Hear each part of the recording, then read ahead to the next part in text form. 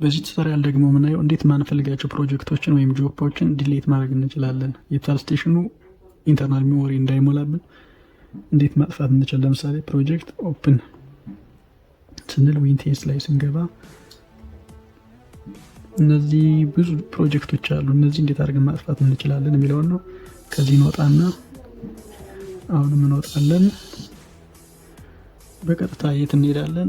ከማይ ኮምፒውተር እንሄድና ሃርድ ዲስካችን ላይ እንገባለን። ፍላሽ ዲስክ የኮምፒውተር የቶታል ስቴሽኑ ኢንተርናል ሚሞሪ ነው። ይሄ ኢንተርናል አለን።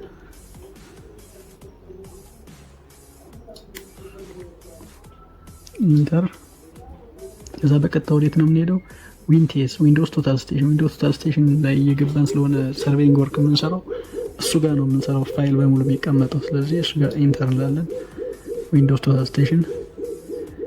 ከዛ ቅድም ኢምፖርት ያደረግነው በቅድሙ ቱቶሪያላችን ላይ ይሄ ነበር፣ ይሄ ጆፕ ነበረ። ይሄን አሁን አንፈልገውም። ራይት ክሊክ ባክ እንበለው። ራይት ክሊክ ዲሌት።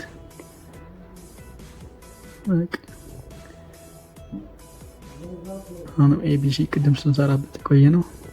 ዲሌት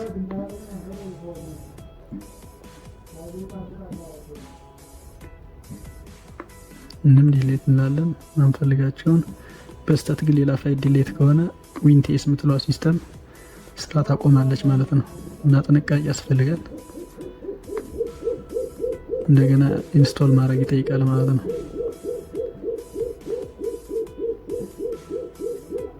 በቃ አሁን ጨርሰ ማለት ነው። ማንፈልገውን አጥፍተን ጨርሰናል ማለት ነው።